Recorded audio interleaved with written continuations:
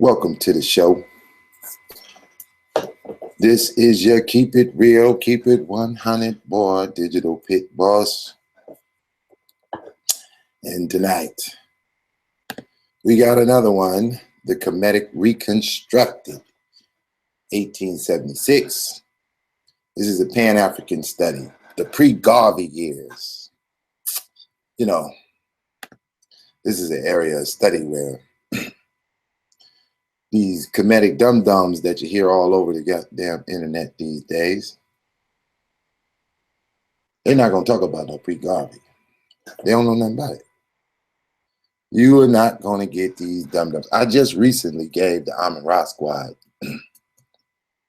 a PDF file that they never heard of. I promise you they probably going to present it. They may not present it at their little Kemetic reconstruction debate over a worthless topic.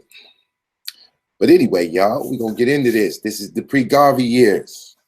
This is Pan-Africanism going in. You know, Pan-Africanism is developed out of the Black nationalist movement. It's developed out of the abolitionist movement. This is where we get into this thing that y'all call it Pan-Africanism. So in this particular series here, we're going to talk about some Martin Delany.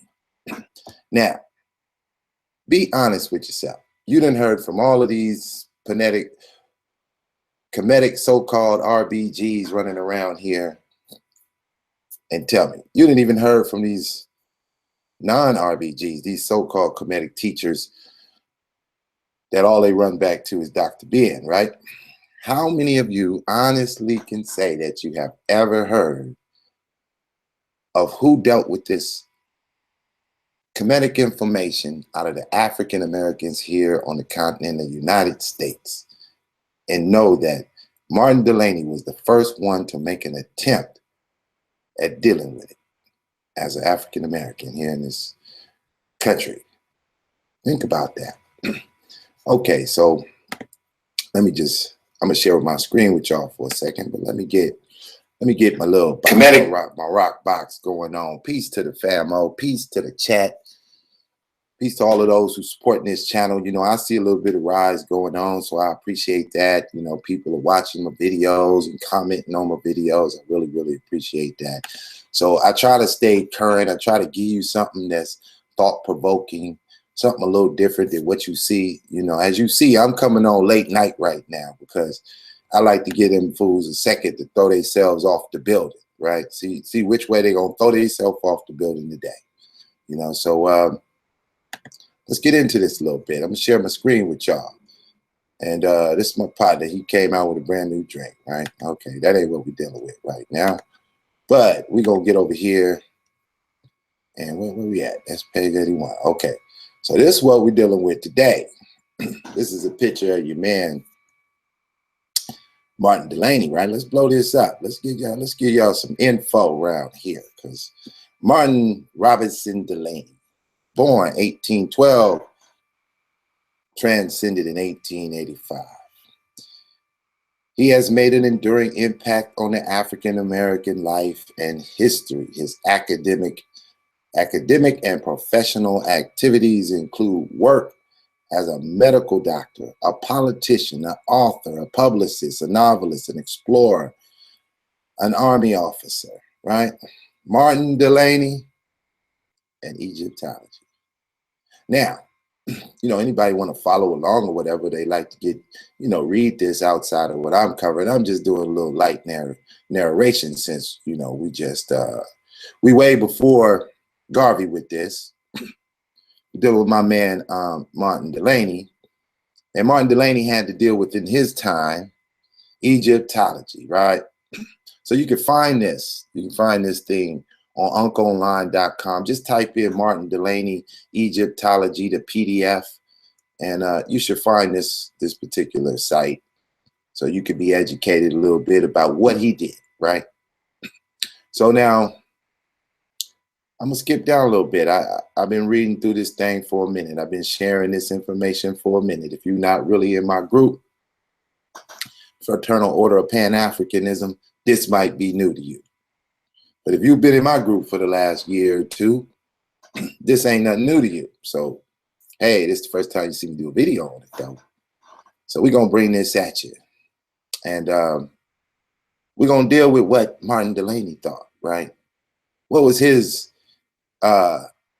attributes to this whole narrative of information? And, you know, how did he look at things? So let's walk this down a little bit, right? I had a particular spot I was focused on. But let me blow it up. So y'all, you know, for some of y'all out there, we can see along, right? I might as well start at the top. I'm just going to kind of scan this a little bit and try to find my little place that I was focusing in particular. But, you know, y'all take a look. You can see the screen. And let's talk it from the top. The careers and ideas of Martin Delany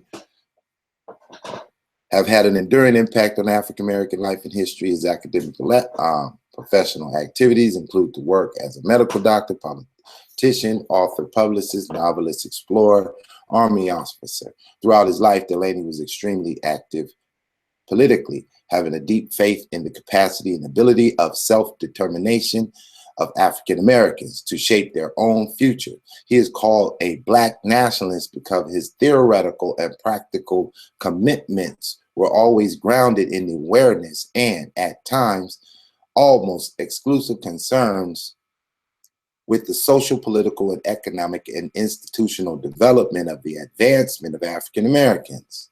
While most of his life and his work were situated within the American political and social context, Delany also took pride in his African heritage, and at various stages in his life, he attempted to develop elaborate social and political and economic networks with Africa. As the head of the upstart Niger Valley Exploration Party, the Niger Valley Exploration Party, Delany traveled through the Yoruba land in West Africa in 1859, where he personally conducted investigations, gathered facts, examined evidence, and eventually signed a treaty with the African chief Abikuta in hopes of establishing a colony that would settle skilled African Americans. Now, ain't that a back to Africa before Garvey? Do you think going back to Africa was something new that no, man. See, Garvey took his instructions from the African Americans that was on the continent of America as he was sitting back chilling over there in Jamaica. These brothers was way far gone with this Black nationalism, with this pan-Africanism, long before Garvey. But if you follow Sarah Seti, you just not gonna learn that.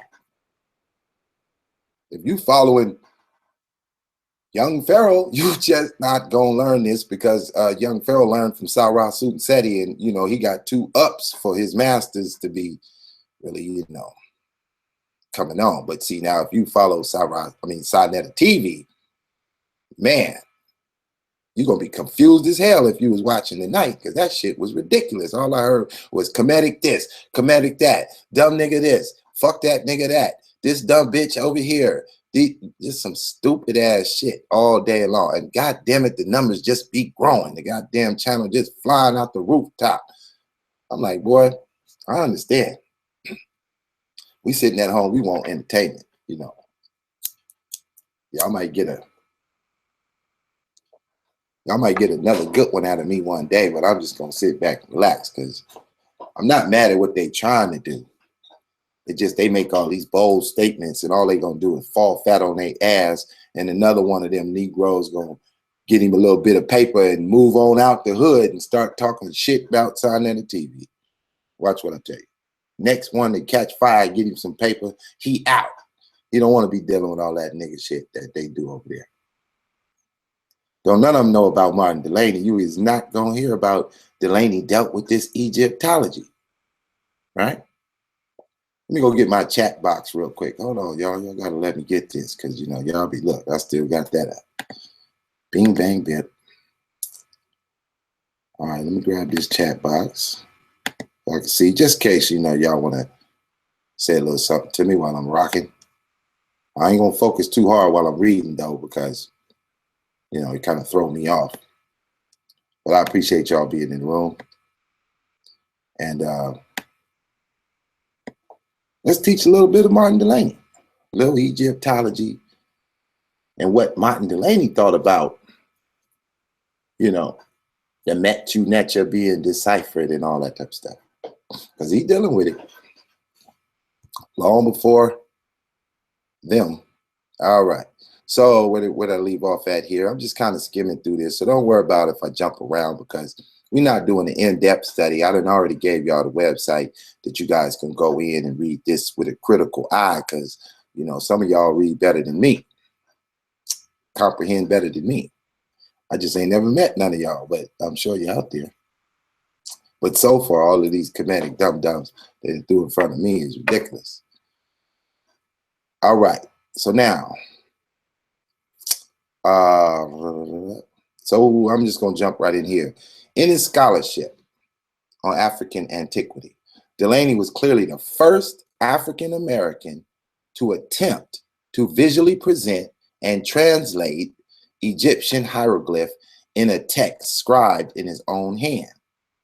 There has never been any research conducted on the descriptively understanding the method and significance of his effort to translate Egyptian hieroglyphs. The purpose of this paper is to seek to present a philologically and historically examination of his effort to translate Egyptian hieroglyph, historically contextualized as a response to an impact of the famous American school of ethnology. And one of his prominent members, George Robinson Glidden, an amateur Egyptologist who played a foundational meditating role in the introduction of Egyptology and the work of Champollion to the American audience in the 19th century. We can skip down a little bit. We gotta worry about that. Yeah, we'll go right here. And I'm skipping because there's certain things I'm not really tripping on. I'm just trying to get to a point here.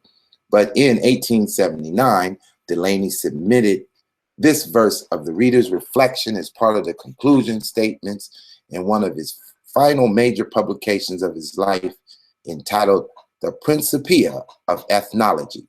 That's the name of the book that we're reading here. Well, this is kind of an examination of it, but that's the actual book that you want to try to go by if you love this Egypt, or you just love this pre-Pan-African history, pre-Garvey. I got to go pre-Garvey because, they give you Garvey all day. So if you listen to them, you're going to think Garvey came up with Pan-Africanism. You're going to think he came up with the concepts that he orchestrated and implemented to bring about a better black man, right? They swear to God that they little heroes was Pan-African, but I promise you, if you go pre-Garvey, none of them dudes agree with pre-Garvey. You understand? Nevertheless, let's get back to this. The Principia of Ethnology, the origins of race and color, with an archaeological compendium of Ethiopian and Egyptian civilization from years of careful examining and inquiry. For Delany, this passage from the book of Psalms encapsulated his long life belief that knowledge and understanding of the lofty African place and role in the ancient world would play an integral role in his hopes of a regeneration of an African race in the contemporary world. Delany also knows that the ancient world was never a neutral world. It was a world that was utilized and framed religious and historical creation narratives of human origins that were inextricable link to the real political outcomes. In the Principia of Ethnology, Delany attempts to refute some of the racist ideas in the emerging scientific discourse of Egyptology, ethnology, and archaeology that perpetuated and promoted the ideas that the inferior status of African people had been virtually unchanged since antiquity, and their future destiny would inevitably conform to the stability of the past. As an important part of the portfolio of evidence, Delany attempted to translate some Egyptian hieroglyphic texts using primarily a symbolic and allegorical interpretation. Delany's effort was grounded in the reflective of a great dynamism inherited in a worldwide variety of historical attempts to decipher the Egyptian language.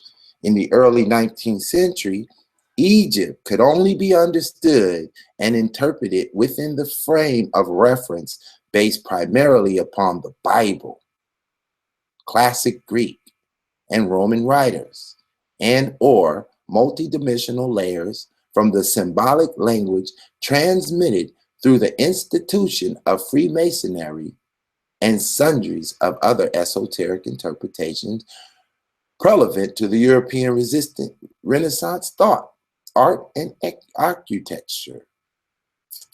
Righteous. We keep going.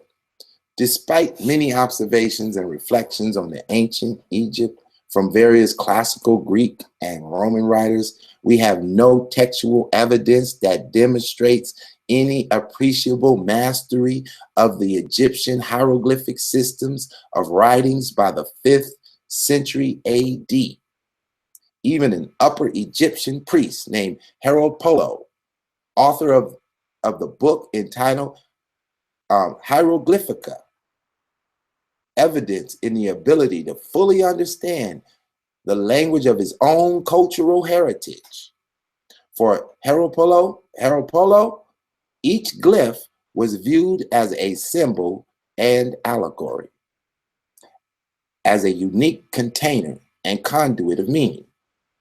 In this structure, each symbol was viewed as a separate systematic entity, yet related to each other in deciphering the complete textual meaning. For example, Polo submitted the following explanation of the hieroglyph of a fish: to show the lawless and abominable, they drew a fish, because its flesh is, well, man, hold on, let me go back. To show the lawless and abominable, they drew a fish, because its flesh is hated and an object of disgust in the temples. For every fish is a purgative, and they eat each other. The symbolic and allegorical interpretation of the Egyptian language, although having some very limited accuracy in Polo's work, was of course only a small part of a fuller and more comprehensive system of writing. The first edition of the Hieroglyphica appeared in Europe at the beginning of the 16th century and exerted a powerful influence over the next 300 years. Boas asserts that whatever knowledge of the Hieroglyphica or the hieroglyph Western Europe had before in the 19th century was mainly taken from this very book. In the early 19th century, a young French savant named Jean-Francisco Champollion would decipher the system of hieroglyphic writings using the Rosetta Stone and transcend the structural limitation of past interpretations.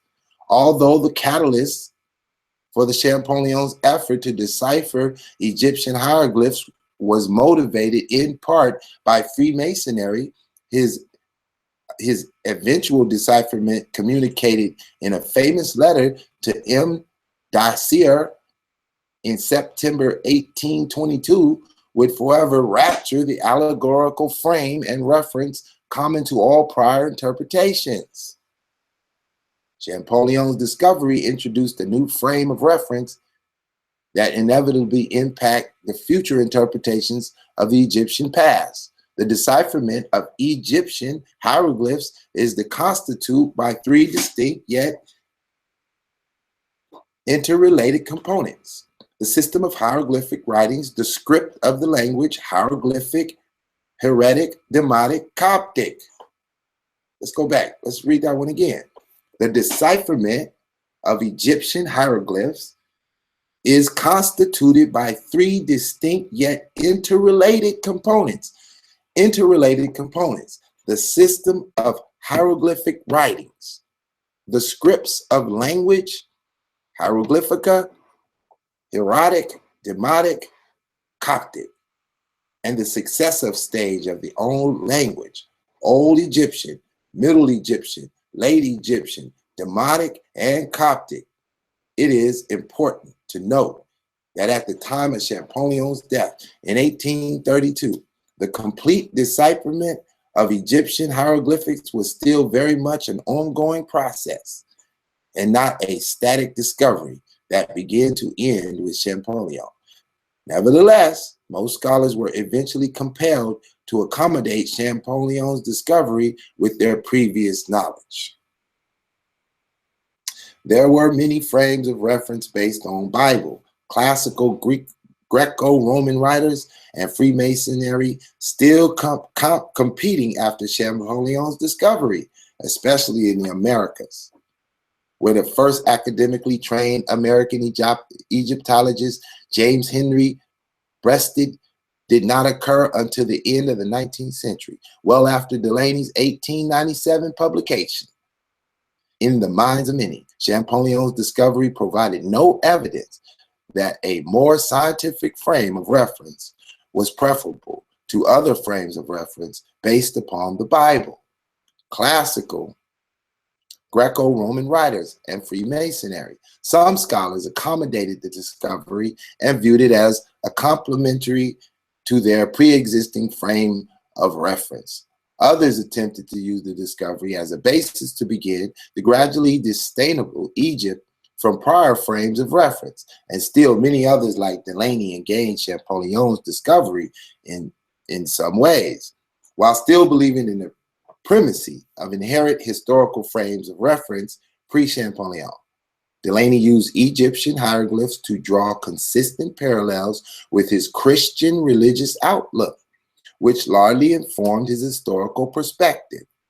Now, do you know if Delany was living today and doing this work today, all those dumbass niggas over there would be calling him names, cursing him out, saying he a slave, doing all kind of dumb, ignorant shit that they learn from each other, sucking on the dog's dick over there on the goddamn side of the TV show, the Ridiculous Nigga Show.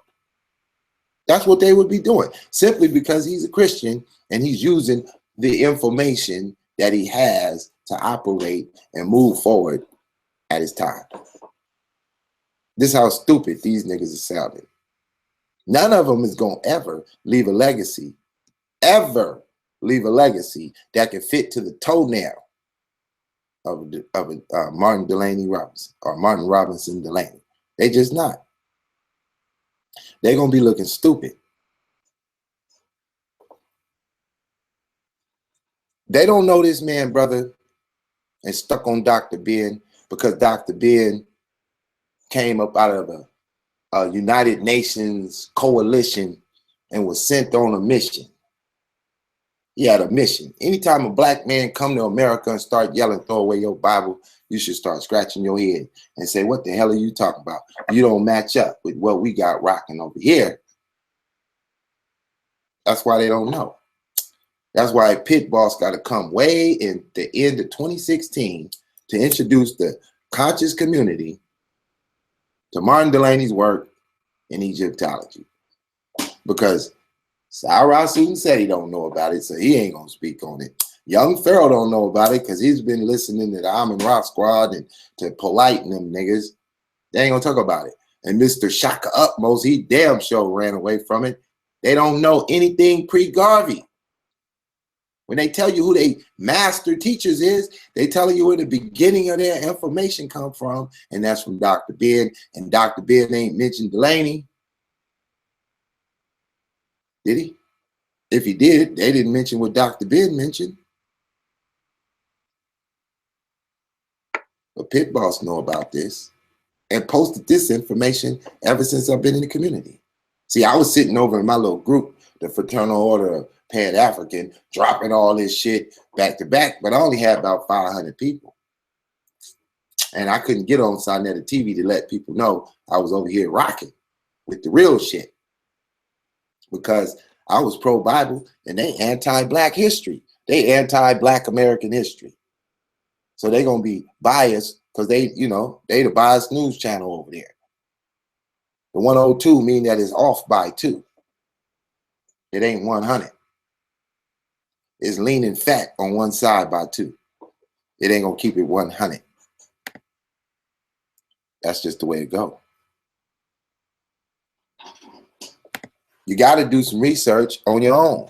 I agree with my chat box over there. They dropping the real in the chat box.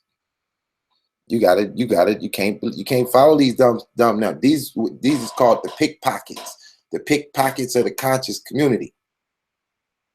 Conscious community standing around looking for a savior of any sort other than the Bible. Anything other than that Bible, they ready to drop $30 to hear you speak. And you ain't gonna even mention that. You're gonna regurgitate what they said before you, but you ain't gonna go back before Garvey. They just not gonna do it. But over here on Pit Boss channel, I'm about to get into a series called Pan-Africanism pre-Garvey. I ain't gonna talk about Garvey no more. We just gonna lead up to Garvey, because Pan-Africanism was locked, boxed, and sent on the way before Garvey ever jumped off the banana boat. All Garvey did was listen to those that was already standing there when he got there. They gave him the game plan, and he was remarkable at you know, executing the plan. But he damn sure didn't show up with a manual on how to do this, son. So let's get back into some Delany here, right? And I don't know where I'll be taking off. And I, you know, like I said, I gave y'all this so that, you know, if I skip around or I didn't read a line, y'all could see, you know, you can go back and do it yourself. And you know, so if you're on the computer and you're watching, go ahead, feel free. Go to the website, pull it up, read ahead of me. I'm just bringing this to y'all attention, so y'all can go read this before these knuckles heads go do their debate, and you can listen to the dumb shit and compare them to the G's who laid the game down and didn't have no problem with information of any sort. Wasn't hating on Kemetic at all. Wasn't hating on the Bible at all. They was using it to their benefit. Anytime you don't use all information to your benefit, I'm gonna call you Reggie. Your name Reggie. If you don't use all information to your benefit, your name Reggie. Crying Reggie. I'm gonna call you Crying Reggie. Irrelevant Reggie. That's what I'm gonna call you. So let's get into a little bit more. The presentation of the Egyptian hieroglyph in Delany's work commences in chapter 10, entitled The Builders of the Pyramid.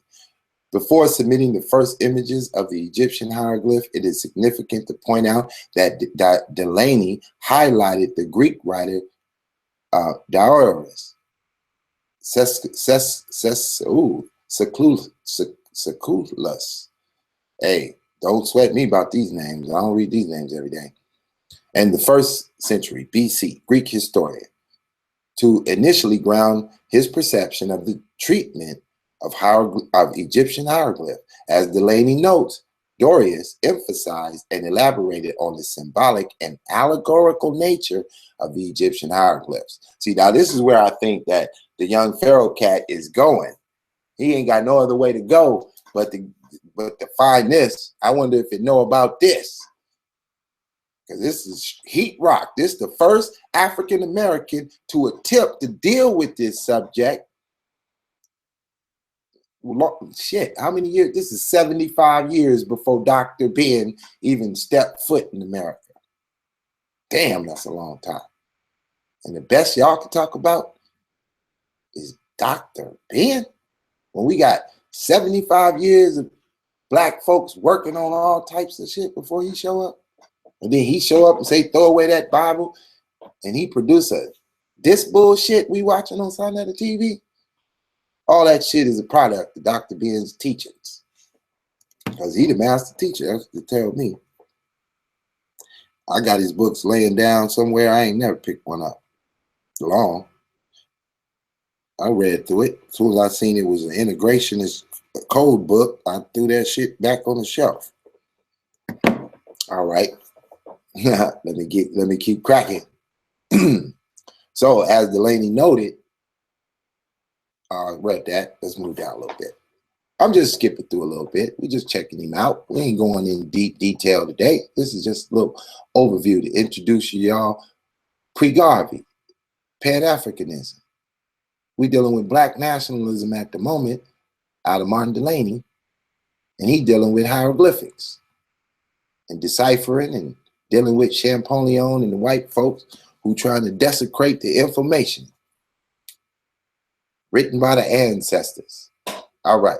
So when one looks at Delany's hieroglyphic, and the reader probably assumes that they are written in Delany's own hand, since the hieroglyphic presentation exhibits a very rough orthography, suggesting an active process of copying. Indeed, some of the hieroglyphs depicted show little resemblance to the probable actual form of the hieroglyph. If, as Delany stated, these hieroglyphs ultimately have as their source Champollion himself, one would definitely not expect Champollion's hieroglyph writings to show so many problematic idiosyncrasies in the style and presentation.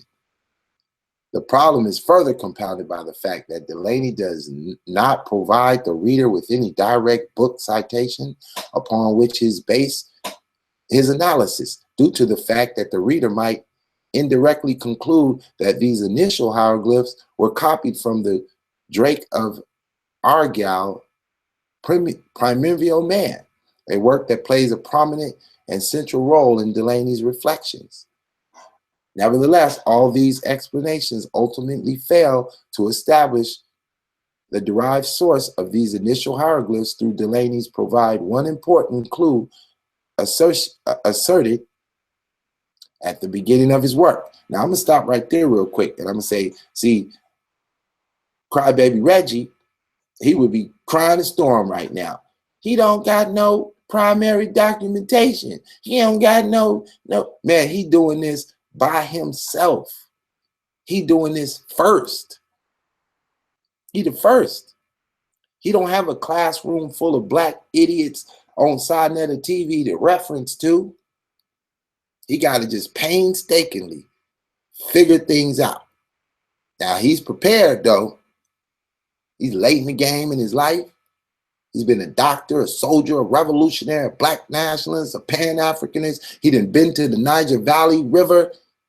He done talked to the folks. He done did his research. He done been to the promised land. He done went all over. And in his ideas, all he sees is these white folks desecrating the information, and he's doing his best, y'all. We can't expect him to be perfect. We can only expect him to do his best. So if he got some mistakes, fine, fix it, correct it, update it. But don't badger it first. He's working on it. So we're not looking for all of his information to be necessarily concrete to the thinkers and the information that we have today. But you can't start at Dr. Ben. You can't start 75 years later like them idiots do. You got to start at the beginning. If you want to talk about black scholars in Egyptology, don't bring me no Sheikh Anta Diop before you bring me Delany. I don't want to hear that shit. Don't bring me no Dr. Smalls and all them Negroes before you bring me Delany. I don't want to hear that shit. I want to hear the first, and then we get down to Mr. Number 99 down the road. Let's get back to the business. Let's get back to business.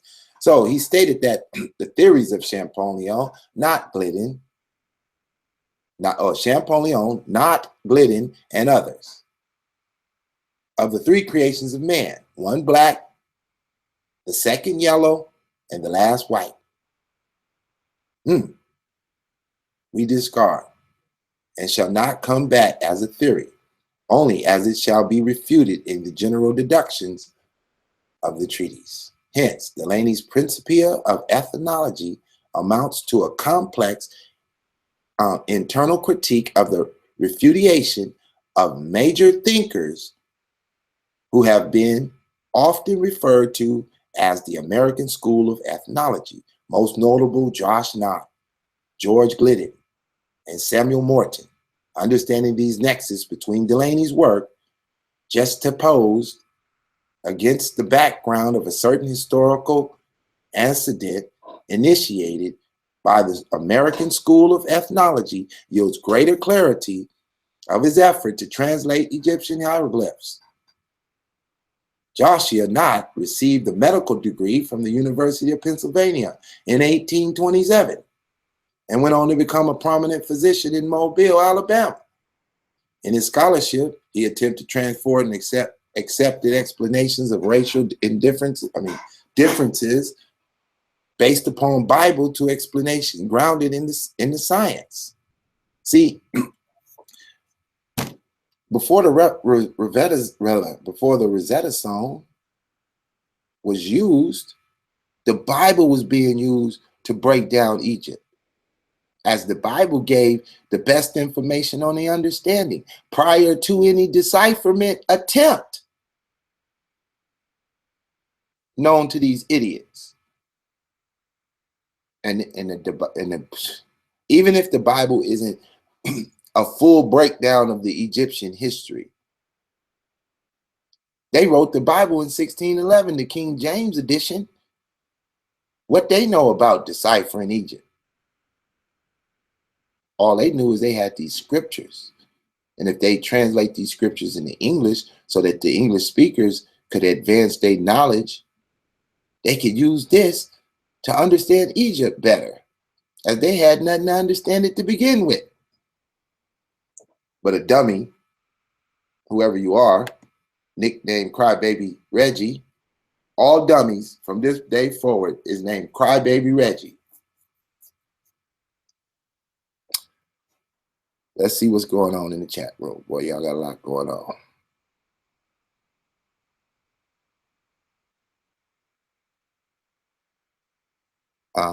Okay, y'all just have a chat amongst yourselves. That's cool. All right, so let's move on down the road a little bit, right? Let's see what he say here. The following are the three of the most important. The Valley of the Nile, both Egypt and in Nubia, was originally peopled by a branch of Caucasian race. Now, understand, this is what the white folks is writing that is disturbing Delany, that they writing this bullshit, right? So I'm going to read this again. These are three statements by these white folks, right?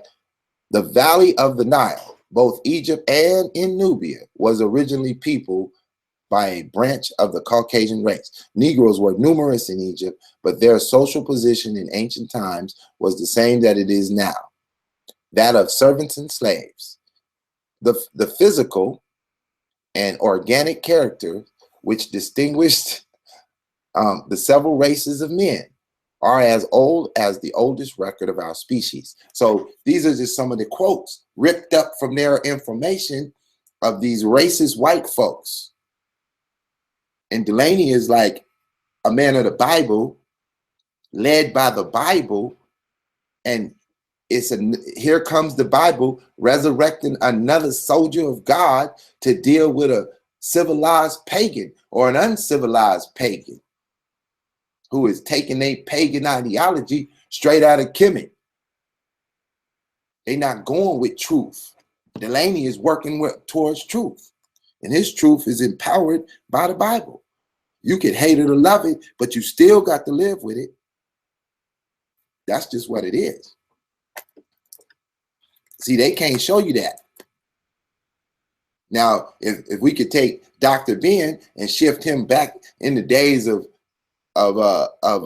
Martin Delany, he wouldn't fuck with Dr. Ben, because Dr. Ben would have been walking around to these white boys talking about throw away that Bible. And them white boys have been like, hell yeah, throw that goddamn Bible away and come over here and let me give you some of this.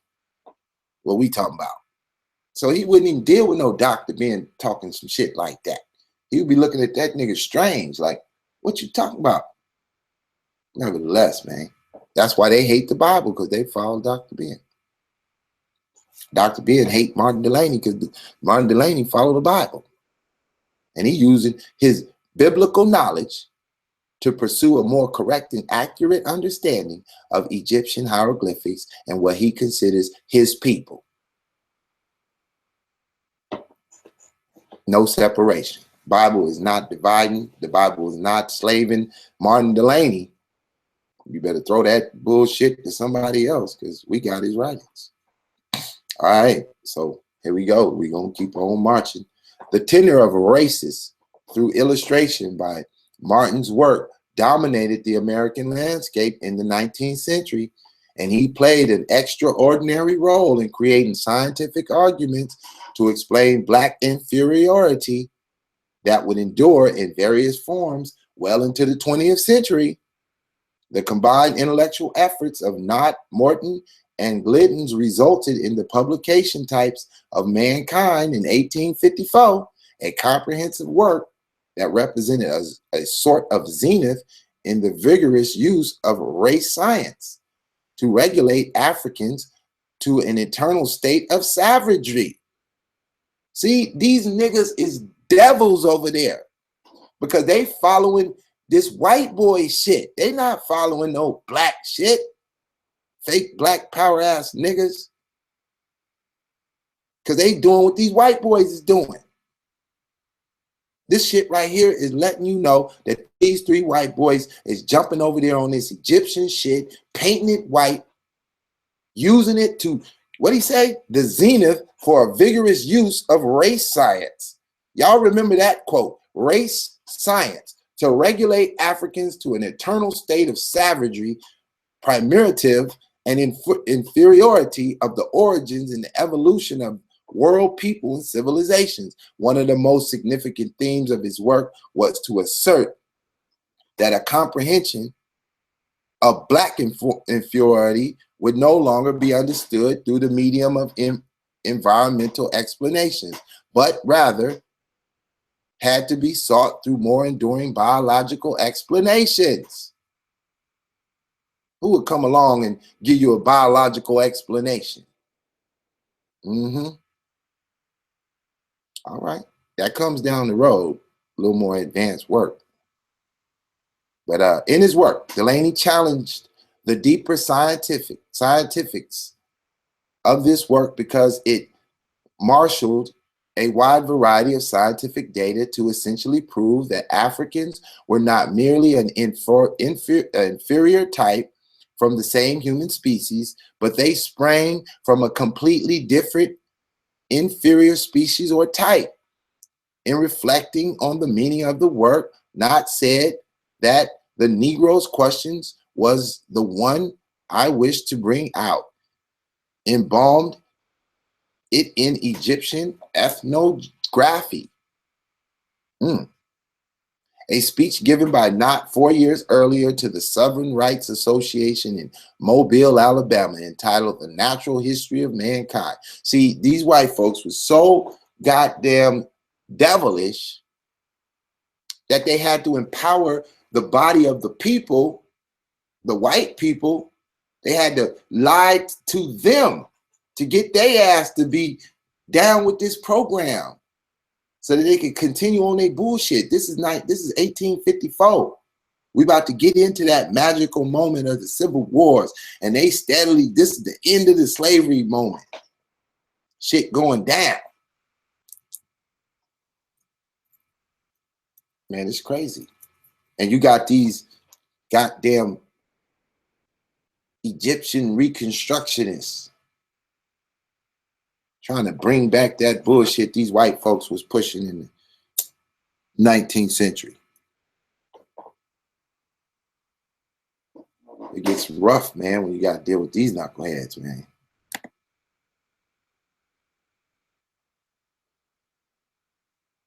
Let's get rough.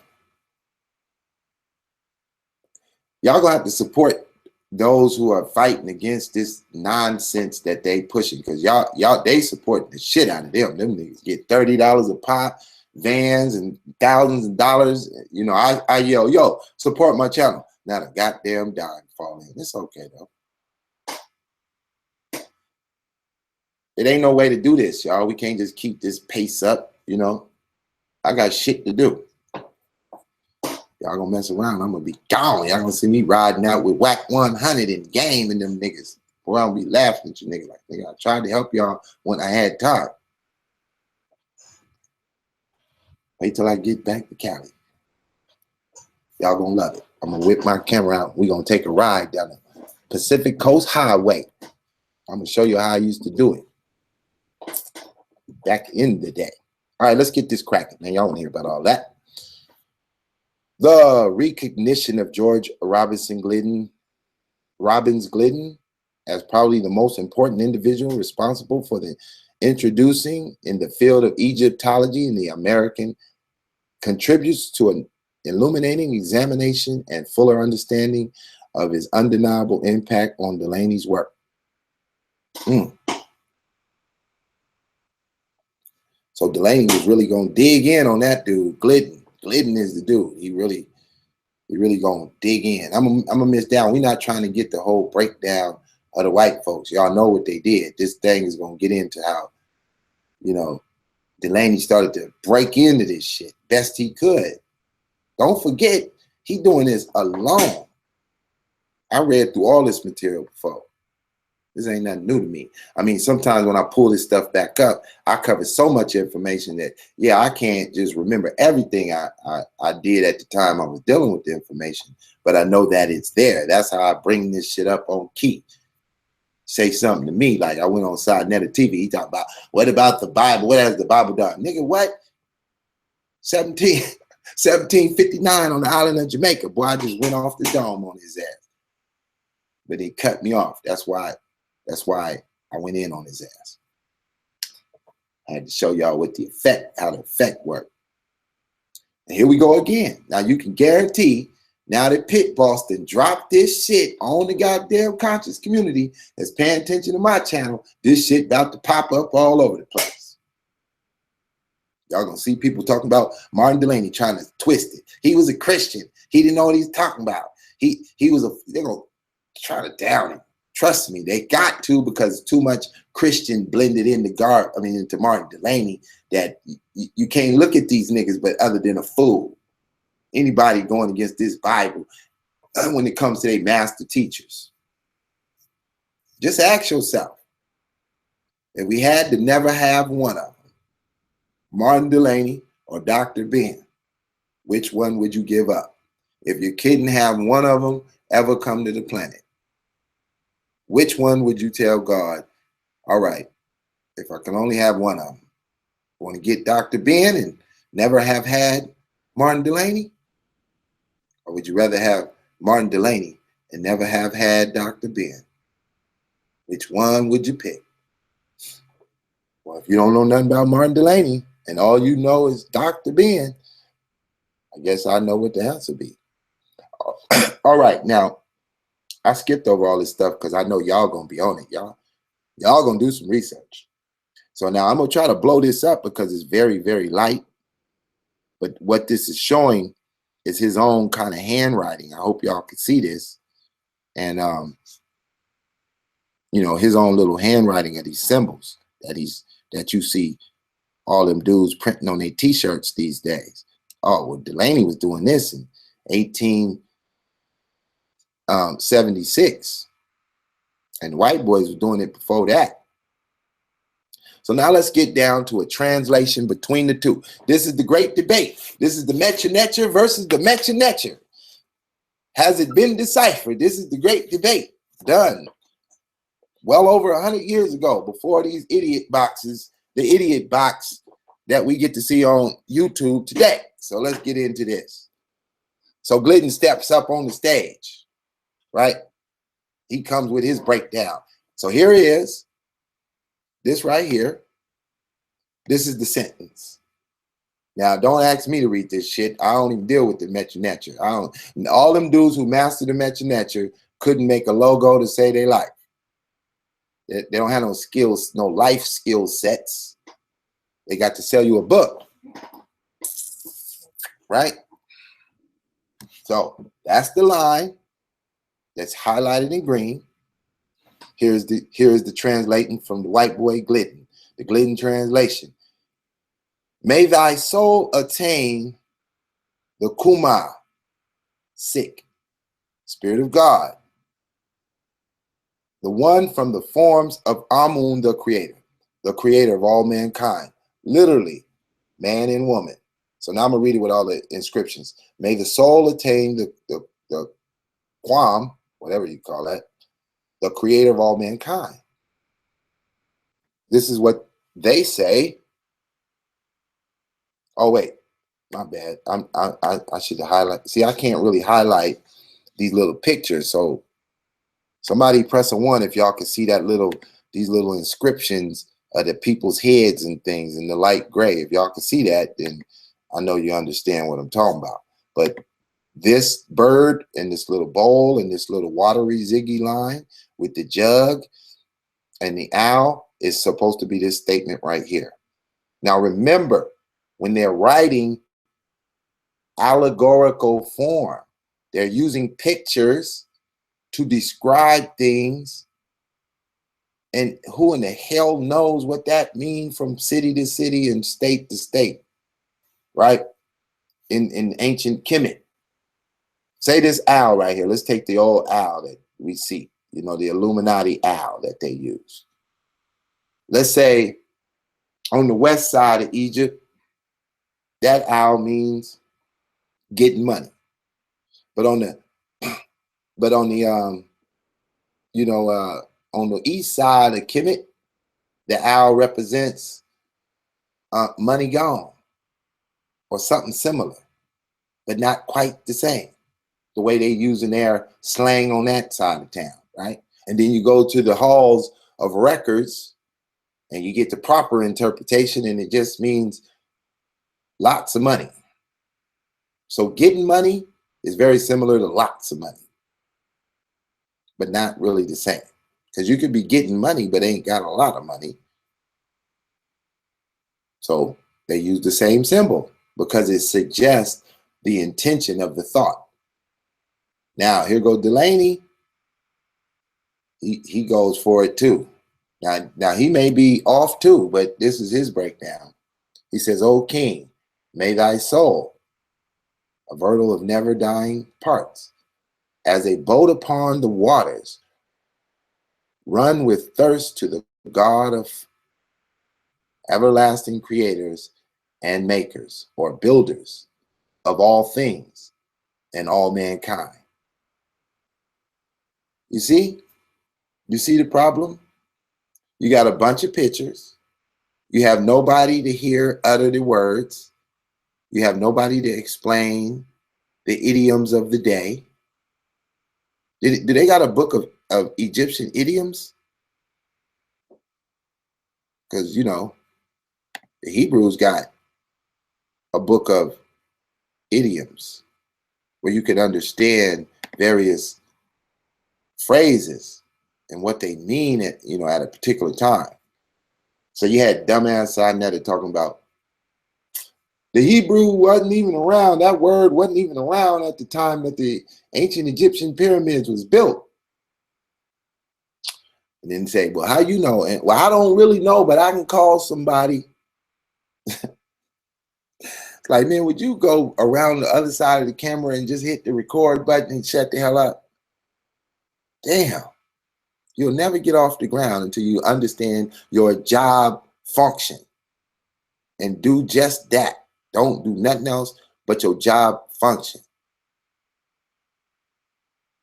Got to get him a big ass button on his shirt and say, I'm the cameraman. Don't ask me shit. Don't have me explain a damn thing. I'm the cameraman. That's what he needs, a button to say, I'm the cameraman. Okay, so here goes the next line, right? Got the rabbit and the water, and, you know, this is it written in words here, you know. However I don't know how they do that, but that's how they do that.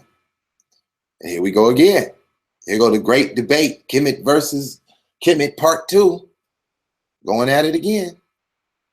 So that picture up here, they're giving you what they believe it says, based on their studies and how they figured it out. It says, thy name, firm as heaven, the durations of the day, the disk of the sun. Now here goes Delany. Oh, ever watchful eye, thy name shall run and be handled as a boat upon the water. Stand firm as the pillars of heaven, as long as water and land, and all things under heaven and earth exist, standing with time as solid as rocks above the waters, while the sun continues to shine.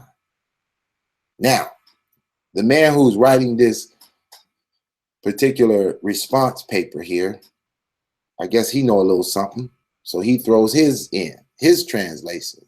Your name will be established like heaven, and your lifespan like the sun disk in it. So let's see who got the sun disk. Everybody figured out the sun. Some people got a sun disk. Some people got the sun. Delany says, while the sun continues to shine, not just the sun, but the shining of the sun, the life-giving rays of the mortal man on the planet. Right? So let's get in with his little brief commentary of what's going on here. So he says, in line 2, full sense is gained by reference of the original inscription. Glidden did not include the verb WNN before RNK, your name. The verb WNN is used to express existence. In this example, the perspective of WNN allows for the stative, old perfective, construction, to establish, to function like a prospective, to express future existence, will be established. Right? Let's skip this next one. Let's go to what he's talking about. Delany mistakenly stated that these two lines of hieroglyphics are copied from the obelisks of Luxor, taken by Champollion from Egypt to Paris. Only the second column, line 2, is copied from the obelisk of Luxor. But the ultimate source of the first column, line A, is unclear in both of the works of Glidden and Osborne. Delany provided the translation in Glidden's work of line 1 and compared it to his own. So we went over that, right? So,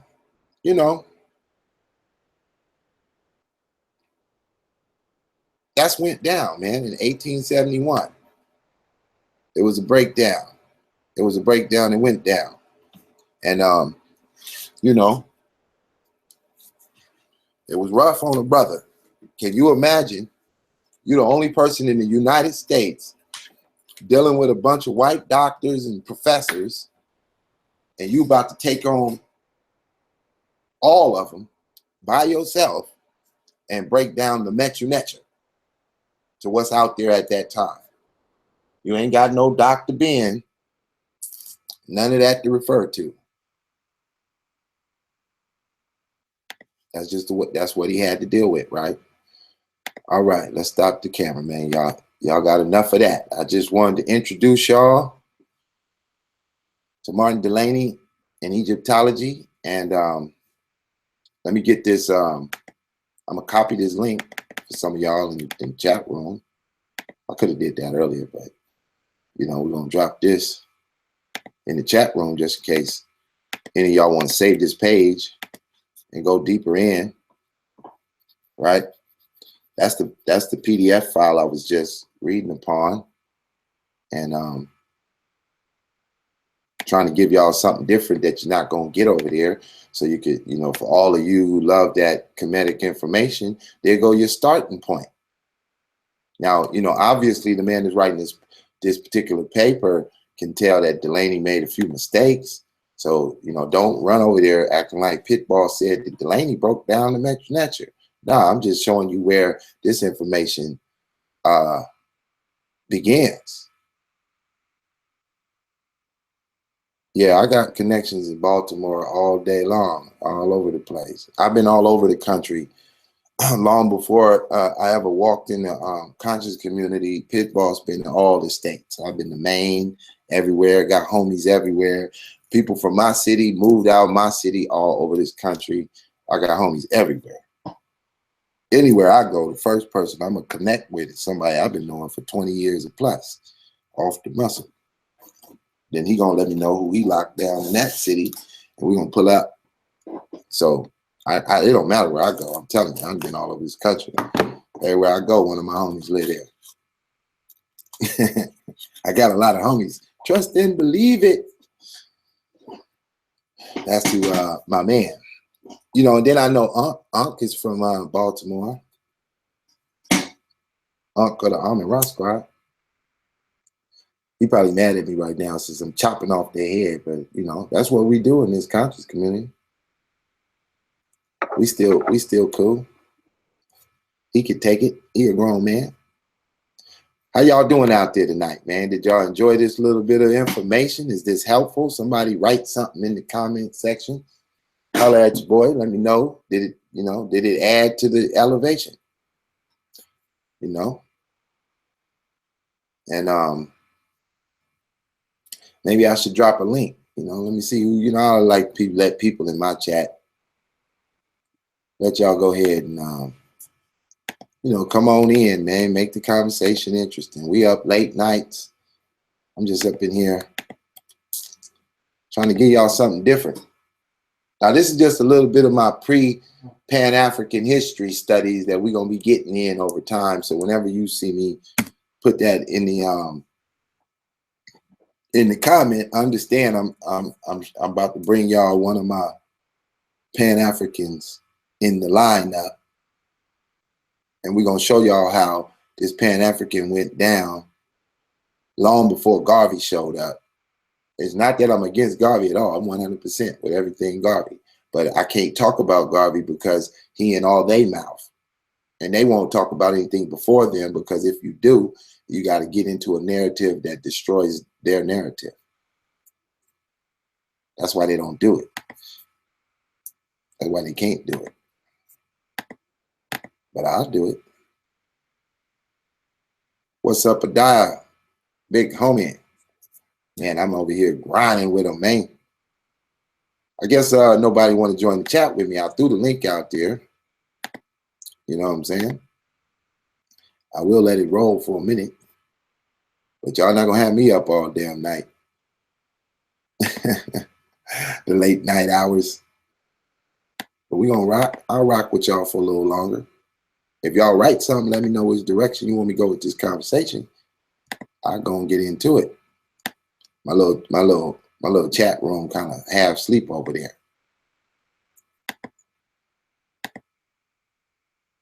So yeah, so let me just talk a little bit more about my pre-Garvey breakdown. I spoke to a few people that know a little information, and so that y'all ain't just got to hear from me, I said, well, I think I'll bring up a few people. Somebody might steal my idea. You might see people run and go do it before I try to get to it all thorough. But trust me, no matter what they do, they ain't gonna come with it the way I come with it, because none of them been on this. They over there doing their research now, pre-Garvey. Pitbull said he gonna go pre-Garvey on this Pan-African, before the flag. We getting down before the flag. You feel me? When it was just a do the work. I had a conversation about that, do the work. Man, it was funny, because I don't mean to say that, not having a lecture ain't helping and waking people up, and then people take their awakeness and takes it back to their community, and then they get something going. You feel me? And they may get some work done from that lecture. You might be inspired to create something. But if the person speaking just goes around all his life doing lectures, he didn't do no work himself. You can't just be doing lectures. Your lectures and your compile of knowledge must show us and manifest itself in the reality of economic development and growth. And though a lot of the people hate the Bible, that's what the Bible shows you, that it builds kingdoms. And them kingdoms are in the manifestation of buildings and school systems and everyday life. So y'all take this link and go throw it in the Amin Ra squad and go throw it over there in SETI group and all eight groups and see if I can get one of these so-called pan-Africanists to jump on the phone with me. If you're pan-African and you think you know something about that, jump on the line. I'm ready to get it in. Anybody of y'all ever go watch the debate I had about a year ago? It's called Understanding Pan-Africanism. It's on my page, man. I was in my groove. I was going so hard. I'm not a part of it. Somebody asked me, Pit Boss, what year did you join the New Black Panther Party in Atlanta? I'm not a member of the New Black Panther Party.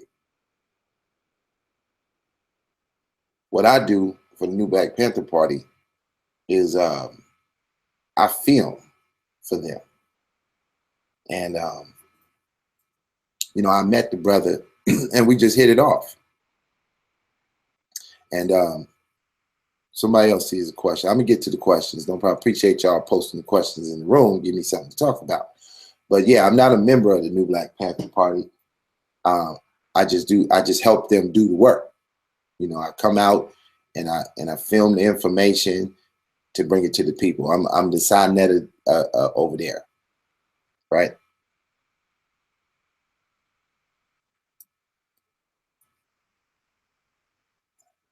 Okay. Somebody asked me, how long was I pals with Malik Zulu Shabazz? I wouldn't consider myself a pal. I just know who the brothers are. But if you want to know how long I've been knowing them guys, let's just say about 3-4 years. I've been knowing them, working with them. Okay, so there's a lot of scholars write works, and since they're scholars, they are looked upon as an authority. What your advice or method on finding truth when seeking truth on historical events in literature? That's a great question, John Doe. John Doe asks. I think you're throwing that question at me, but good question. So primarily, when you're doing research, it's digging into information and slowly reading it and allowing your comprehension of the information to grow and grow. And as the way you comprehend the information, when you compare it to other information, various things start to just go ahead and X themselves out as any logical possibilities. And so through reading plenty of books, experiencing certain things, depending on what information that you're dealing with, you just slowly come to an understanding of what's going on. So see, for me, when I did my Pan-African breakdown, this is the method that I used as I looked at the work. I went all the way back in American history. Since they say we arrived, let's take 1611 in Virginia, right? They say a couple of slaves jumped off the boat. And so I said, okay, let's start there, right? And we can go back a little bit before that. I understand that there were black folks in America long before white folks, and then when this slavery jumped off and whatever they came over here and done, they didn't walk over here and see a bunch of red colored Indians and that was all they saw. They saw all kind of people. And all them people have been traveling here for thousands of years and thus. But when they put people in slavery, whoever had the biggest gun, they won. And, so we all ended up in slavery, right? People who were here, people coming off the boat, everybody just eventually was being ruled by these people. So I said to myself, okay, now the slaves are on a mission to get up out of this slavery. So they started formulating an abolitionist movement, and for which some of the white folks who felt that the slavery was kind of a bad thing and didn't want to participate. So they would, teach slaves and, teach them how to read and do different things to try to empower them a little bit. And thus we started to create an abolitionist movement. So through that abolitionist movement, I started to find various names, right? So at that time, pretty much all Black people could have something in common to deal with that they wanted to do in the abolitionist movement. So it didn't really, it wasn't no big divide. And we were all kind of like anyone who wanted to fight for freedom, the abolition movement was all you had. But as we started getting closer and closer to, let's say, the Civil War, and the friction started to grow, certain Black people started to buy in their freedom. And those types of Black folks started to compile more knowledge than just being free, because they're already free. So from their aspect, now that they're free, they now want to just totally be in control of their own destiny. Therefore, the Black nationalist movement started to kick in. That mentality started to grow. So then I started to look for all of the people who, started to take on that mentality. That's where people like Martin Delany comes in the picture, as he formulated that idea set. So I started to study all his work. I'm like, okay, I see where he's going with it, right? Then I could tell from reading and examining these men the next up and who they started to, veer towards. So then once we got out of slavery, now all of the Black nationalists who out there speaking self-determination starts to formulate itself into pan-Africanism, because they realize that what has happened to them is a worldwide thing and not just subjugated to them. And so they said, well, we can't just deal with ourselves here. We got to deal with Black folks all around the world. And thus, the Pan-African concept started to grow. But then, white folks, realizing what's going on with some of them Black folks, they had some Black folks that was still cool with them. And they said, well, look, what about if we just integrate y'all into what we doing? And y'all be citizens over here with us, because they didn't want all the Black people to leave. They was like, these brothers is well too educated. And if they leave and get away from us, do you know what they'll build and do? And what kind of force we'll have to deal with in the future? And so they are, and so, with that Pan-African movement, they decided we need to have a conference. And so, they put together a conference. Conference was held in 1900 and out in London, right? Not cover all this information in a lot of my videos. I talk about these various subjects. Y'all got to actually go inside my video links and start clicking on some stuff that I've already posted, because when you see certain titles, I'm trying to give y'all a message, but I'm hitting you from different angles. So you got to watch every video so you can understand what the hell I'm talking about over here. If you would go back in my history, you would see videos of Malik Zulu Shabazz, that I put up 2-3 years ago. That would answer your question right there, right? Because I've been doing this for some years. Just go back down my 100 and something videos and take a look and go watch them. Let's see what the next question is real quick. Since both of you and Polite are connected to Malik Zulu Shabazz, and you film for the National New Black Panther Party, why didn't Malik step in between you and Polite? What you mean? I don't need nobody stepping in between for me. I'm pit boss. I'm a boss. You don't step in the boss business unless you ready to deal with the boss. Nah, it wasn't that serious, bro. I mean, Polite just, he didn't know who I was. What happened was, Sinetta calls Polite and tells Polite, hey, it's this dude named Pit Boss over there talking shit. Polite don't really know who he talking about like that.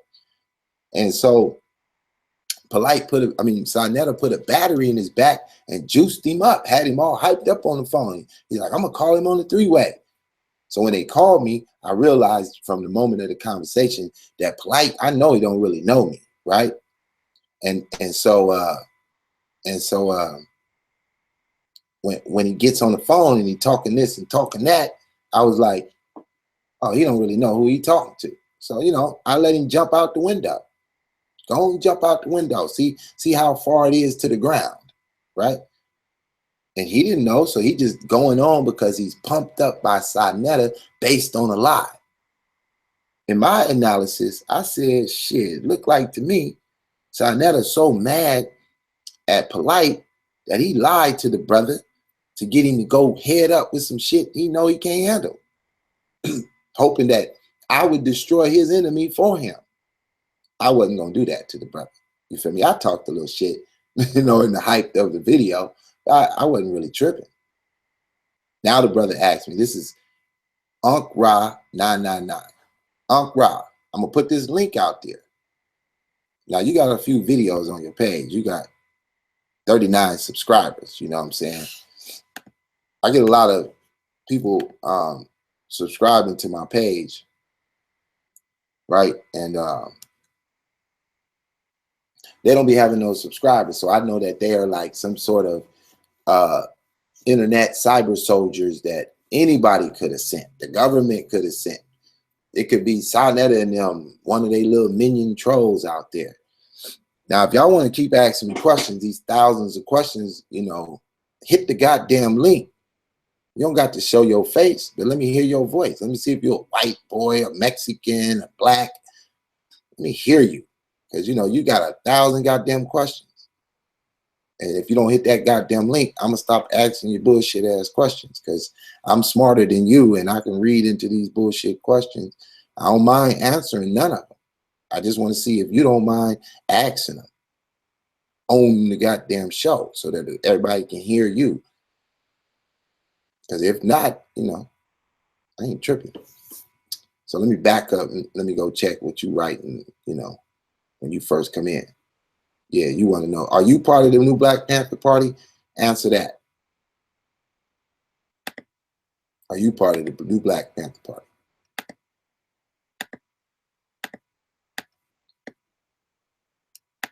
Can you answer that?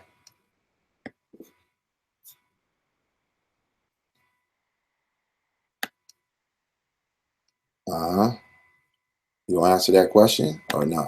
You don't want to answer the question. Okay. I don't mind the trolls. They make the show cool. You know, when they come on after the show, you know, it's, you know, after the video is over and I read the question, I don't mind the trolls. I'm not afraid to answer the tough questions and none of that. You know what I'm saying? Only thing I'm asking the troll is, you see, I'm going to show this so that, you know, whoever's out there, they can see what the hell you talking about. You feel me? Since you asking questions, now we on the questions and chat box, and I'm gonna deal with you because I'm not tripping, right? So this is what you want to know. Being that you are a videographer for the new Black Panther Party and Polite is now a spokesperson. See, you got your facts wrong. You think because they put Polite on a flyer that had about 30 people on the flyer who are all going to be speakers at a convention. It was a convention to bring all the various ideologies together, all in one building. It just based on the fact things went, they couldn't get the building. The police and the people at that time at this Trump rally, they forced them brothers to just be on a mall out there, a little grassy knoll. And that's where they was able to speak from. So based on the situation, you know, Polite had an opportunity to get the photo out. And that's what happened. And then everybody who, you know, seen Polite for the first time with this national group, they just peeped like, oh, okay, this national group is throwing this the guy out there. He had no real connections with them like that. You feel me? Like Hashim and Zinga don't know who Polite is. He know who he is in just brief. Hey, I seen the brother, you know, do a debate, but he don't know him. Not really. Yeah, Ricky King, he ain't gonna join, man, because it's probably like, you know, one of them, you know, one of his buddies, since he want to know so much about Polite, it must be one of his buddies. Now he asked me something about the Bloods. He say, you had the Bloods step in. I had the Bloods step in, huh? Okay. So you think. I ain't had nobody step in. I was sitting there doing a breakdown of a video on the Sinetta effect, trying to help people understand the wickedness, the evil in the IV. I was trying to help them see the evil in the IV connected to their arms, boy, so that they can understand. Yeah, Polite was invited by Malik, but so was 30 or 40 other people that didn't show up. So was Cornel West. He spoke too. Is he a member of the New Black Panther Party? Is he a spokesman for the New Black Panther Party? No. So if Cornel West ain't a spokesman, Polite ain't either. He was just somebody on the flyer that was given an opportunity to speak at the particular event.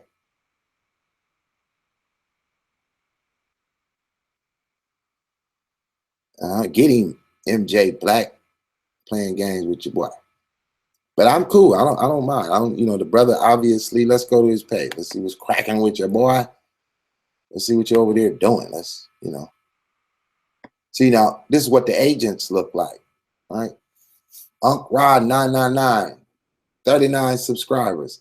This channel doesn't have any content. Boy, you came on at the wrong goddamn time.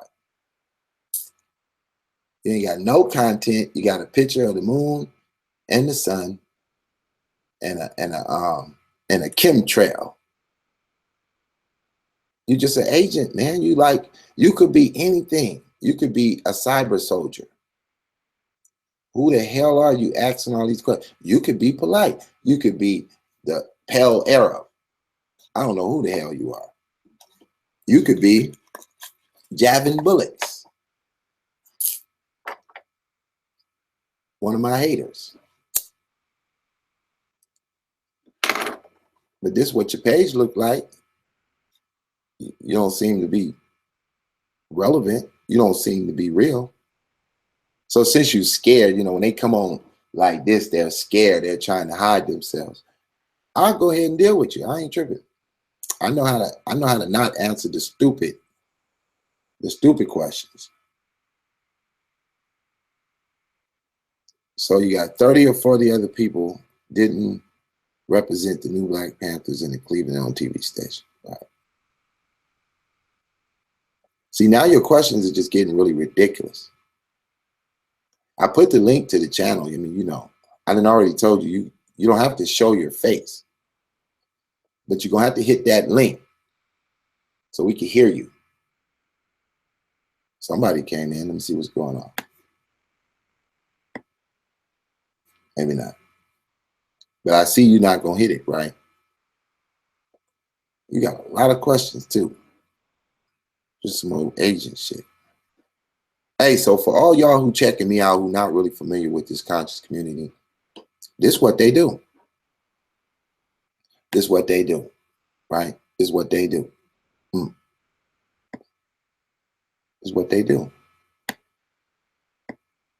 I ain't gonna block them because I need it recorded on this video so we know him when he slide through. That's why I ain't gonna block him. See, now you breaking down. It's like you losing the argument. The questions are legitimate.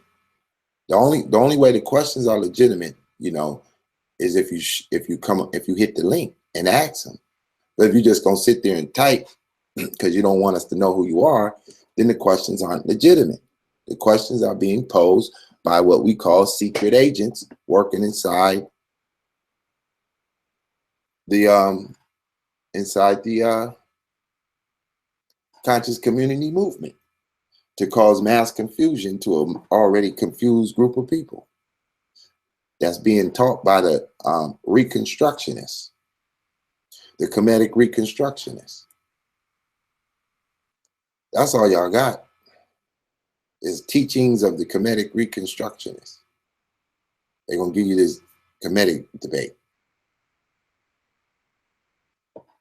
Yeah, he disrupting the show. All right. So since my audience is tired of me talking to you, you can continue to write. But I'm going to bring on some other information then, huh? Let's get back to the business. Move on, because he's scared. I'm going to take you off the camera. I can still read your crazy questions, but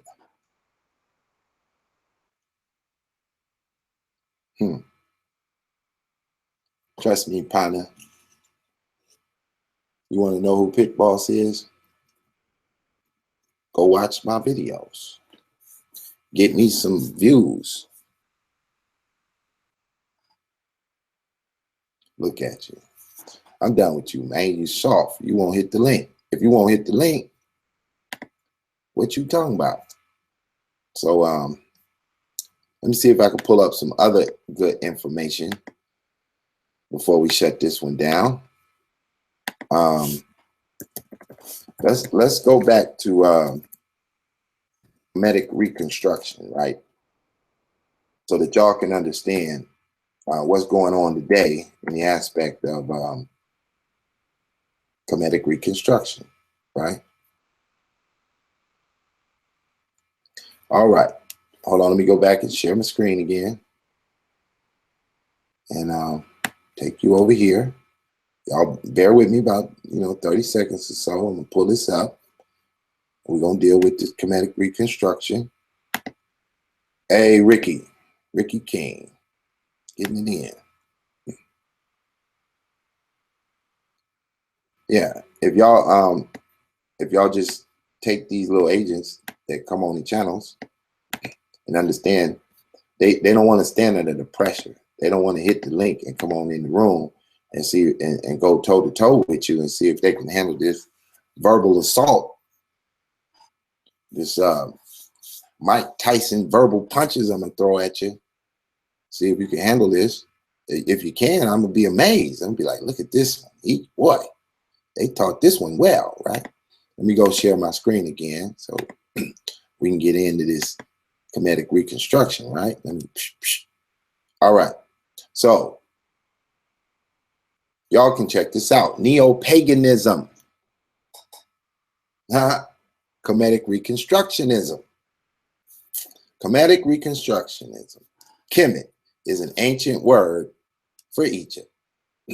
Is a form of Reconstructionist neo-pagan religion that seeks to recreate ancient Egyptian religion as accurately as possible, based primarily on the latest research of Egyptologists. Cultural and linguistic adaptations are made to an ancient belief of rituals in order to preserve their meaning for modern followers, but eclecticism and adaptation is generally rejected in favor of authenticity, right?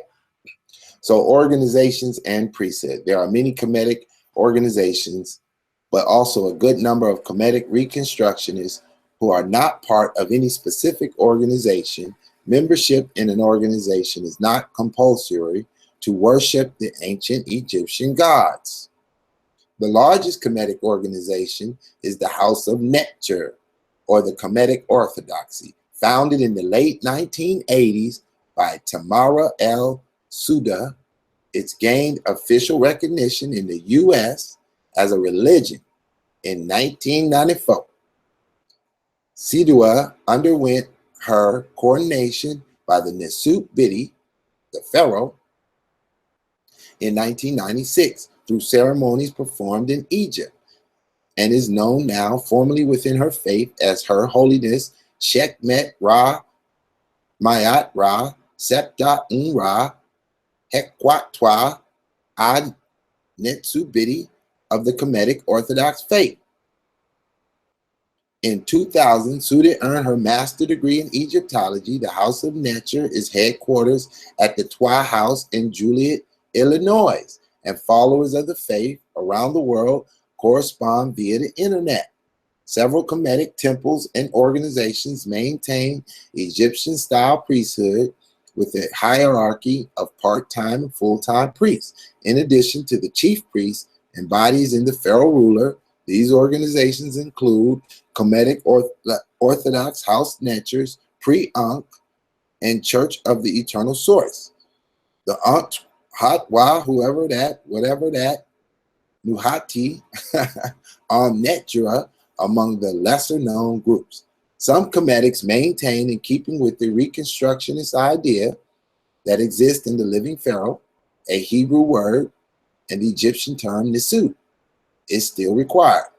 This idea is rooted in the ancient belief that a land without kingship was a land that had lost its connection to Mayat, and that the pharaoh was the king priest, or the priest king, and the servant of both gods and the people of Egypt. The largest Kemetic group, the House of Netcher, recognized its founder, Egyptologist Reverend Tamar Suadu, the Nisut. Other Kemetic organizations reject this idea, citing that the abuse of power could occur with modern pharaohs. Instead, they recognize Egypt's idea of kingship as symbolic meeting of men and their gods to fulfill it by the means of council, such as we convened in ancient Egypt during times of the civil war or times of unrest when the line of normally king successions were not clear. Here's the beliefs. The Kemetic Reconstructionists honor the ancient Egyptian gods, whom they call by their original Egyptian names rather than more familiar Greek form. These gods include Amun, Abyss, Best, Hathor, Horus, Isis, Khonsu, Khnum, Mayat, Nymphdas, Osiris, Ra, Sekhmet, Set, and Thor. And the power of Grayskull. How these gods are viewed depends on the individual's belief. Polytheism is most common form. Sound like somebody I know. In both ancient and modern forms of the religion. From this perspective, all the gods are understood as individual beings and are worshipped as individuals. Many Kemetic Reconstructionists include members of a larger house Netcher define their form of polytheism as monolatry, a term coined by Egyptologists. This means that many individual deities are regarded as parts of an ultimately unknowable self-created oneness, known in ancient texts as the Netcher, being divine power, or as Atum, the complete one, the one who is not. Right? The ethics. Kemetic ethics are based on Egyptian concepts of Mayat. None of these people practice the ethics of Mayat. This is what they are, which is truth, justice, order, and that which is right. In addition, Kemetics look to the ancient Egyptian law texts, such as the Declaration of Innocence, also called the Negative Confessions, which contain a list of 42 sins a deceased person claims not to have done, and the wisdom texts, which are pieces of advice written by ancient Egyptians. The Declaration of Innocence includes such sins as murder, muddying the rivers of the Nile River, adultery, theft, eavesdropping, and sexual perversion. The last sin is often translated in older texts as committing homosexuality, but the Kemetic Reconstructionists consider this a mistranslation and are open to homosexuality and are open to homosexual members. Did you hear that? They are open to homosexual members. Now, how many of them Kemetics over there in New York might be suspect homosexuals? Suspect homosexuals. Maybe one or two. Maybe one. Maybe, huh? At least maybe one. Can we get a possibility? You know, when you're playing spades, you'd be like, I got 3 in the possible. Well, out of all of them over there, I'm going to say one of them is possible. I ain't gonna call no names to protect the innocent. But you know how we know if you got a little bit of sugar in your gas tank. A common theory is that they prohibited refers to child prostitution. Child prostitution came up in the conscious community before. So these are the practices. This is what y'all getting. They didn't even start creating their temples in America until 1980. So if Dr. Ben got here in 1950, and then he started operating his magic, pushing black magic on the people, since he's dispelling the Bible, all his words got to be black magic. He created all of these concepts that we see. He's considered the master teacher. He grouped up with some more scholars. All of them are from the liberal arts category, which in Pit Boss breakdown, all the liberal arts guys is pushed us towards civil rights to push us towards integration. Now you can ask yourself if you like what they gave you, if you like what they fought for.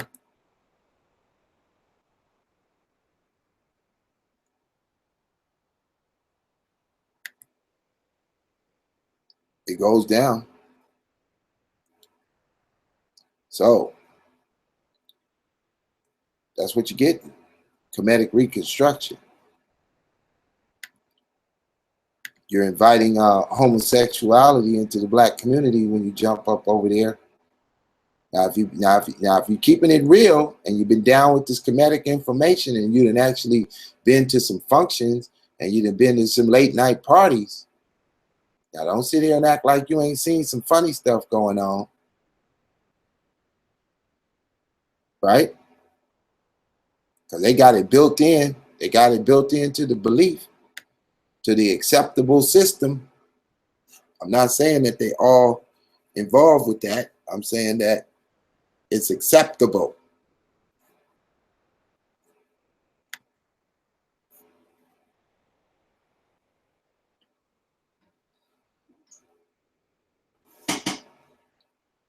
Now here you got my little troll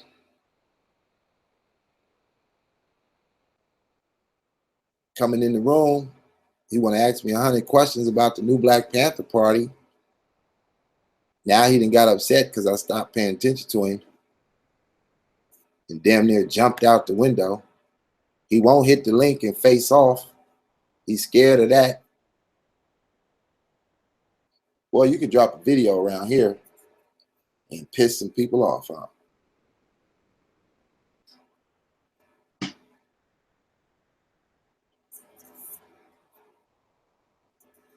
What's up with you, Oliver?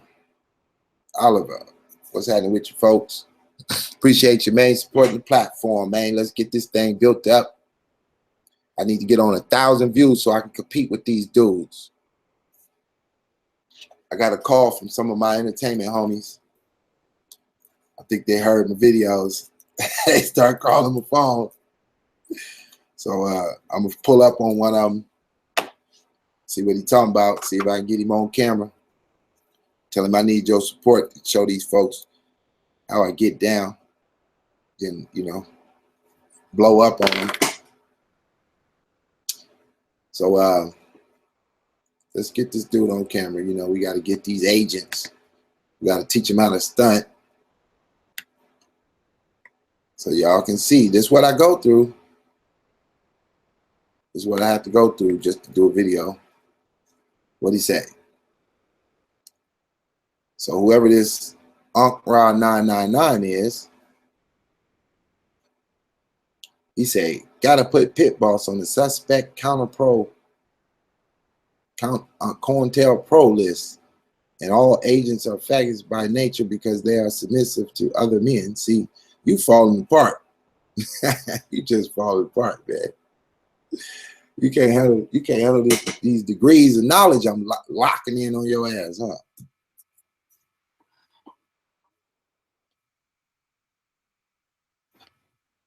It's all good though, man. Pit Boss can handle it. I might go to an event around this motherfucker. I just went to the Black Power Awards, probably like 10,000 of them up in there. I belt right on up in there. Had a great time. I enjoyed all the Kemetic people. They was nice to me. I ain't got no problem with them. Practicing their Mayat, their Kemetic reconstruction. I hope they figure out how they gonna get their game up. How they gonna buy a van around this piece, right? Let's stop sharing. Boom. Get that out the way. All right. Well, folks, I gave y'all 2 pieces of information y'all can think about as y'all watch the Kemetics. Get ready to have the Kemetic do-all and watch how cold the pickpocket is. They got the live stream for me. Well, I damn sure ain't buying it. But I ain't mad at them. They trying, you know, they over there trying to get them some money. If they got a fan base, they need to go ahead and get a fan base what they want and get that money so they can build something to add to the flow. Come up with a news van so we can see you. Come on out here, because I'm going to be out there. For now, Pit Boss is the news van. I'm the one that goes to all the important events with the camera. I don't get no support, though. I put my link in there. I ain't begging y'all.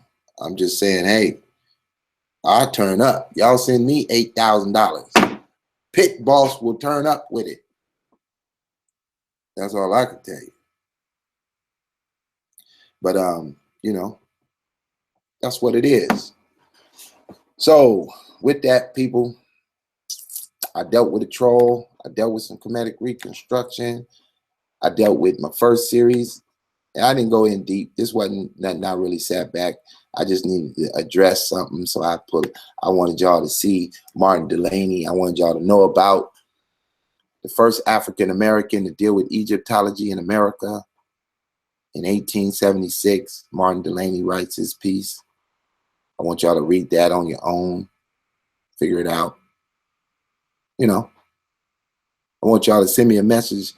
The first time you hear somebody mention Martin Delany in Egyptology, you tell them, yeah, I guess you've been watching that Pit Boss show. You know what I'm saying? And with that, as I always say, believe in yourself. See your goals to the end. This is your boy, Digital Pit Boss. Bet it all.